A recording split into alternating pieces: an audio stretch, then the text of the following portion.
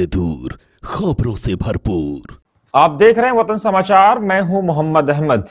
इससे पहले कि हम आपको बताएं कि इस कड़ाके की सर्द के बीच ओखला की राजनीति में जो गर्मी आई है और उसका सेहरा कांग्रेस पार्टी से किसके सर बंधेगा, कौन कांग्रेस पार्टी का उम्मीदवार होगा और कौन आम आदमी पार्टी के कैंडिडेट और मौजूदा विधायक अमानतुल्लाह खान को टक्कर देगा, आइए हम आपको ये जान लेते हैं कि दिल्ली में विधानसभा चुनाव की तारीखों का ऐलान हो चुका है।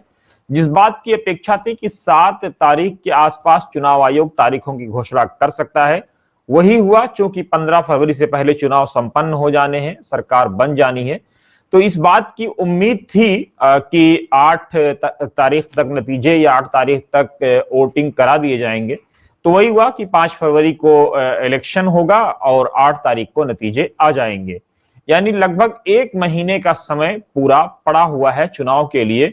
यानी इस पूरी सर्दी में, कोल्ड सर्दी में, कड़ाके की सर्दी में दिल्ली की राजनीति में गर्मी देखने को मिलेगी। एक तरफ जहां एमआईएम ने कई सारे ऐसे प्रत्याशी उतार करके राजनीति में पहले से ही हलचल मचा रखी है, राजनीतिक माहौल को गर्म कर रखा है, चाहे वो शिफाउर रहमान के लड़ने की खबर हो या ओखला से, या फिर ताहिर हुसैन के जो है कैंडिडेट बनाए जाने की खबर हो, या फिर शाहरुख के कैंडिडेट बनाए जाने की खबर हो। इन खबरों के बीच ऑलरेडी जो है भारतीय जनता पार्टी एमआईएम पर हमलावर है। लगातार वो असदुद्दीन ओवैसी पर हमले कर रही है। उधर से इम्तियाज जलील ने मोर्चा संभाल रखा है। वो लगातार साध्वी प्रज्ञा जैसे प्रत्याशियों को लेकर के या भाजपा के साध्वी प्रज्ञा जैसे नेताओं को लेकर के लगातार वो सवाल पूछ रहे हैं। लगातार जो भाजपा के नेता गोली मारो की बात करते थे या डाट डाट डाट इस तरह की बातें करते थे, लगातार उन पर वो हमलावर हैं, सवाल पूछ रहे हैं कि आखिर ऐसे लोग भाजपा के प्रिय लिस्ट में क्यों हैं। लगातार एमआईएम इस बात का भी सवाल कर रही है कि जिस तरह से भाजपा प्रत्याशी जो आतिशी मारलीना या आतिशी सिंह के खिलाफ चुनाव लड़ रहे हैं, रमेश बिधूड़ी, और जहां से कांग्रेस पार्टी की प्रत्याशी अलका लांबा हैं, जो कांग्रेस पार्टी की महिला विंग की अध्यक्ष हैं, राष्ट्रीय अध्यक्ष हैं, लगातार जिस तरह से उन पर आरोप लग रहा है कि वो महिलाओं का अपमान कर रहे हैं, विशेषकर जिस तरह से उन्होंने कांग्रेस पार्टी की सांसद, कांग्रेस पार्टी की महासचिव प्रियंका गांधी वाड्रा का अपमान किया, और उसके बाद जिस तरह से वो घिरते नजर आए। एक तरफ बीजेपी पर सवाल खड़े हुए, दूसरी तरफ लगा कि जो है बीजेपी क्या इस तरह के कैंडिडेट को उतार करके आखिर किस तरह का संदेश दे रही है। कहीं बीजेपी ने ऐसे लोगों को उतार करके कोई जोखिम तो मोल नहीं ले लिया है, कहीं बीजेपी ऐसे लोगों को उतार करके कोई अपना बड़ा नुकसान तो करने नहीं जा रही। क्योंकि जिस तरह से महिलाओं के खिलाफ पहले प्रियंका गांधी वाड्रा के खिलाफ और उसके बाद आतिशी सिंह मारलीना के खिलाफ या आतिशी सिंह के खिलाफ जिस तरह की बातें आई, विधूड़ी के किरदार पर कहीं ना कहीं सवाल जरूर खड़े किए हैं। इसके जवाब देने की जिम्मेदारी भाजपा पर आयद होती है। भाजपा इसका क्या जवाब देगी, आने वाले दिनों में देखना बड़ा दिलचस्प होगा। भाजपा ऐसे सेंसिटिव इश्यूज को कैसे टैकल करेगी, महिलाओं के सम्मान से जुड़े ऐसे मसलों पे भाजपा कैसे निपटेगी, ये कहीं ना कहीं भाजपा के आने वाले दिनों में देखना एक बड़ा चैलेंज होगा। लेकिन दिल्ली की राजनीति गरमाई हुई है। इधर ओखला से कौन प्रत्याशी होगा, कांग्रेस पार्टी का इसने माहौल को और गर्म कर रखा है। दो जो प्रबल नाम है, उन नामों पर चर्चा करने से पहले आइए हम आपको बता दें कि G8 के तकरीबन सभी नाम खारिज कर दिए गए हैं। सूत्रों से मिली जानकारी के मुताबिक G8 के नेता कई बड़े बड़े दावे कर रहे थे, कई तरह की बातें कर रहे थे, लेकिन अब जो खबर आई है, हालांकि ये भी खबर आई कि कांग्रेस अध्यक्ष के घर किसी तरह की गहमा गहमी हुई और तल्ख कलामी की भी खबरें आई सूत्रों के हवाले से। लेकिन अब इन तमाम बातों के बीच ये बात स्पष्ट हो गई है कि G8 के तमाम नेता जो है अब टिकट की लाइन से बाहर हो गए हैं। पहले खबर ये थी कि फौजुल अजीम अपनी एक दावेदारी पेश कर सकते हैं, और चूंकि जो है वो प्रियंका गांधी वाड्रा के कुछ करीबी लोगों से उनके जाती और गहरे मरासिम है, इसलिए माना जा रहा था कि वो कहीं ना कहीं अपनी दावेदारी पेश कर देंगे। लेकिन अब वो भी बाहर हो गए हैं, और उसके साथ ही चाहे वो हिदायतुल्लाह जेंटल हो, चाहे वो परवेज हो, चाहे वो आरफा हो, खबरों के मुताबिक इन तमाम नाम जो है वो बाहर कर दिए गए, चाहे वो दानिश सलीम हो। G8 के सभी नेता अब बाहर हो गए हैं। अब एक नाम जो काउंसलर शोएब दानिश, जो पूर्व काउंसलर हैं, इनकी पत्नी नाजिया दानिश इन दिनों काउंसलर हैं जाकिर नगर वार्ड से। अब खबर ये थी कि शायद ये अपनी दावेदारी पेश कर सकते हैं, मतलब एक मजबूत दावेदार के तौर पर ये इनका नाम सामने आ सकता है। वैसे पहले इन्होंने अपनी दावेदारी पेश कर रखी है और ये टिकट के दावेदारों की सूची में थे। लेकिन खबर यह भी आई थी कि कांग्रेस पार्टी इनके नाम पर सीरियसली गौर भी कर रही है, लेकिन अब खबर यह आ रही है कि कांग्रेस पार्टी ने इनके नाम पर भी अब गौर करना बंद कर दिया है। एक और बड़ा नाम बीच में आया था कि जो है उनके कई नेता उनकी पैरवी कर रहे हैं।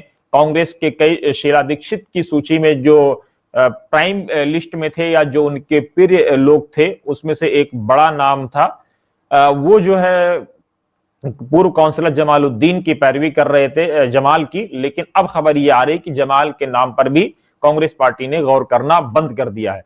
जिन दो नामों पर कांग्रेस पार्टी की अब निगाहें टिकी हुई हैं, सबसे प्रबल प्रत्याशी, सबसे प्रबल दावेदार इशरत जहां हैं, जो परवेज हाशमी, जो ओखला से विधायक रहे हैं, राज्यसभा से दिल्ली से सांसद रहे हैं, दिल्ली सरकार में कई बार मंत्री रहे हैं, ट्रांसपोर्ट मिनिस्टर, डिफरेंट मिनिस्ट्रीज में वो रहे हैं। अब खबर ये आ रही है कि सबसे प्रबल दावेदार उनकी बहू और स्वयं इशरत जहां की अपनी एक लेगेसी है। इशरत जहां पूर्व पार्षद रही हैं कृष्णानगर से, जो एक हिंदू बहुल्य आबादी इलाका कहा जाता है, जहां आरएसएस की जहां जड़ें काफी मजबूत मानी जाती हैं। वहां से इशरत जहां काउंसलर रही हैं। इशरत जहां उसके बावजूद कभी भी कंट्रोवर्सी में नहीं रही। हालांकि इशरत जहां पर सीएनआरसी में एक दाग लगाने की कोशिश हुई, लेकिन अभी वो अदालत से जमानत पर बाहर हैं। इशरत ने जो राजनीति की है वो अपने ससुर की राजनीति से ऊपर उठ करके, यानी शादी से पहले ही वो राजनीति में स्टैब्लिश हो चुकी हैं।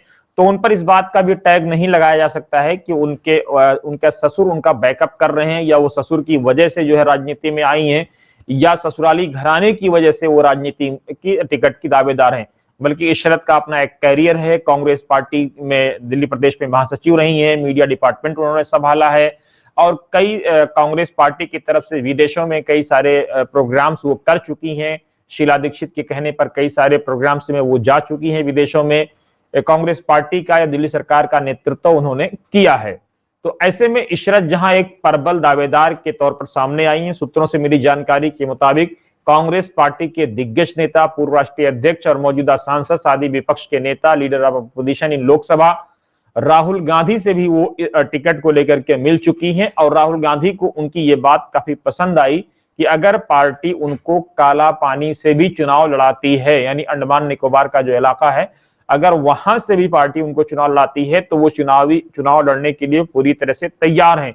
सूत्रों से मिली जानकारी के मुताबिक राहुल गांधी को ऐसे ही फाइटर्स की जरूरत है जो पार्टी के प्रति डेडिकेटेड हो, वफादार हो और पार्टी के प्रति जवाबदेह हो, संघर्षशील हो, और उनका अपना संघर्ष का एक बैकग्राउंड हो उनके पीछे। उनके पारिवारिक लेगेसी से बढ़ करके उनकी अपनी स्ट्रगल की एक लेगेसी हो, और इशरत इन तमाम उसूलों पर खरी उतरती हैं। इसलिए इशरत जहां एक प्रबल दावेदार हैं। सूत्रों से मिली जानकारी के मुताबिक राहुल गांधी ने स्वयं इस बात को कहा है कि इशरत को टिकट दिया जाए और इशरत ही पार्टी की ओखला से कैंडिडेट होंगी। इस पर स्वयं राहुल गांधी ने मोहर लगा दी है। लेकिन एक और नाम जो अरीबा का है, या अरीबा आसिफ का है, या अरीबा आसिफ खान का है, जो पूर्व विधायक नासिम मोहम्मद खान की बेटी हैं, एक राजनीतिक घराने से आती हैं, जिनके चचा कह लीजिए या जिनके ताया कह लीजिए, बड़े अब्बा कह लीजिए, आरिफ मोहम्मद खान पूर्व केंद्रीय मंत्री रहे हैं, भाजपा के इन दिनों दिग्गज नेता हैं भाजपा, और साथ ही जो है केरला के गवर्नर रहे हैं और अब बिहार के गवर्नर हैं। भाजपा के टिकट पर चुनाव भी लड़ चुके हैं। उससे पहले जो है बसपा, उससे पहले जो है कांग्रेस, कई सारी पार्टियों में आरिफ मोहम्मद खान रहे हैं। उनका अपना एक राजनीतिक बैकग्राउंड है। आरिफ मोहम्मद खान वसूलों के लिए जाने माने और पहचाने जाते हैं। हालांकि कई बार अपने बयानों की वजह से या कई बार अपने कुछ कामों को लेकर के वो सुर्खियों में रहते हैं या तनाज़ात में रहते हैं। कई बार उनके खिलाफ जो है फतवे भी दिए गए हैं। उनकी जो भतीजी हैं अरीबा आसिफ, वो जो है एक मजबूत दावेदार हैं, जो कि पार्षद भी हैं। और सूत्रों से मिली जानकारी के मुताबिक कांग्रेस पार्टी के जो अध्यक्ष हैं दिल्ली के देवेंद्र यादव, वो उनकी पैरवी पूरी ताकत से कर रहे हैं। लेकिन बाकी के जो नेता हैं, सूत्रों से मिली जानकारी के मुताबिक, चाहे वो प्रभारी हो निजामुद्दीन साहब, या साथ ही जो है अजय माकन हो, या और दूसरे लोग हों, वो चूंकि राहुल गांधी के कहने के बाद अब कोई इस बात की हिम्मत नहीं जुटा पा रहा है राहुल गांधी के आदेश के बाद कि वो अरीबा आसिफ की पैरवी करे। लेकिन सूत्र ये बता रहे हैं कि अभी भी जो है देवेंद्र यादव अरीबा के नाम को लेकर के अडिग हैं। सूत्रों से मिली जानकारी के मुताबिक बीते दिनों जिस तरह की गहमा गहमी अरीबा आसिफ के पिता आसिफ मोहम्मद खान ने दिल्ली प्रदेश कांग्रेस कार्यालय में जाकर के कांग्रेस नेताओं को जिस तरह से अपशब्द कहे, उसके बाद पार्टी उनसे काफी नाराज है और मुमकिन है कि अरीबा के टिकट कटने की एक बड़ी वजह ये भी बन जाए। हालांकि पहले से ही ये बात तय है कि राहुल गांधी के कहने के बाद कोई नेता इस बात की हिम्मत नहीं कर पा रहा है कि वो किसी और की वकालत ओखला की सीट से करे। हालांकि लोग लगातार इस बात का सवाल कर रहे हैं। कुछ लोग ये कह रहे हैं कि चुनाव परिणाम आने के बाद या जिस दिन काउंटिंग होगी उस दिन इस तरह के तंज कर रहे हैं, कांग्रेस पार्टी अपने प्रत्याशी की घोषणा करेगी। लेकिन सूत्रों से मिली जानकारी के मुताबिक कल यानी 8 जनवरी को या ज्यादा से ज्यादा 9 जनवरी तक कांग्रेस पार्टी अपने प्रत्याशियों की घोषणा कर देगी। हालांकि ये टिकट बहुत पहले हो जाने थे, लेकिन राहुल गांधी की एब्सेंस या कुछ और मेंबरान कमेटियों के मेंबरान की एब्सेंस की वजह से ये मीटिंग नहीं हो पाई और टलती रही, जिसकी वजह से अब ये चुनाव की तारीखों के ऐलान के बाद अब ये तकरीबन तय हो गया है कि कल या परसों घोषणा कर दी जाएगी।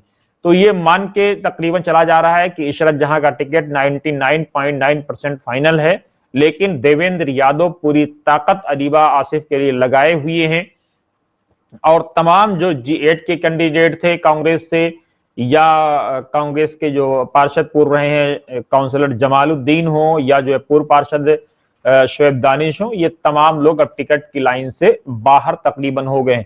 लेकिन कहते हैं राजनीति में कुछ भी असंभव नहीं है, संभावनाओं का खेल है राजनीति, अगर मगर लेकिन का खेल के इर्द गिर्द घूमती है। कब कौन आदमी कहां बैठ जाए और किसकी गोटी कितनी फिट हो जाए ये कहना मुश्किल नहीं है। लेकिन फिर मैं जैसा कि मैंने कहा कि राहुल गांधी के कहने के बाद कांग्रेस पार्टी का कोई नेता इस बात की हिम्मत नहीं कर पा रहा है कि वो किसी और की वकालत करे। कुछ नेता इशरत जहां के खिलाफ माहौल बनाने में लगे हुए हैं अरीबा के फेवर में, तो कुछ नेता जो है अरीबा के खिलाफ और इशरत के फेवर में माहौल बनाने के लिए लगे हुए हैं। ग्राउंड पर कांग्रेस पार्टी क्या परफॉर्म करेगी, चुनाव कौन जीतेगा, क्योंकि आम आदमी पार्टी का कैंडिडेट आ चुका है, MIM से तकरीबन शिफाउर रहमान का नाम तय है। हर खबर पर और हर सही खबर पर हमारी नजर बनी हुई, जैसे भी कोई अपडेट्स आएगा हम आप तक पहुंचाते रहेंगे। लेकिन ये जान लीजिए कि दिल्ली की राजनीति बेहद गर्म होने जा रही है और सर्दी के बीच में आपको एक तरफ जुबानी तीर और दूसरी तरफ जो है राजनीतिक तीर दोनों देखने को मिलेंगे। किस पार्टी का पलड़ा भारी होगा, क्या जो है कांग्रेस की प्यारी दीदी जो योजना 2500 रुपए की है वो सफल होगी, या जो है भाजपा की जो डिफरेंट स्कीमें अभी ऐलान होने की संभावनाएं वो सफल होंगी, या जो है आम आदमी पार्टी की 2100 रुपए वाली योजना सफल होगी। सब महिलाओं पर अपने डोरे डाल रहे हैं, महिलाओं को अपनी तरफ खींच कर लाने की कोशिश कर रहे हैं। कौन सी पार्टी महिलाओं को अपने पाले में लाने में सफल होगी ये तो पता 8 तारीख को इसका तकरीबन दोपहर 12, साढ़े 12, 1 बजे तक फैसला हो जाएगा। आप देखते रहिए वतन समाचार।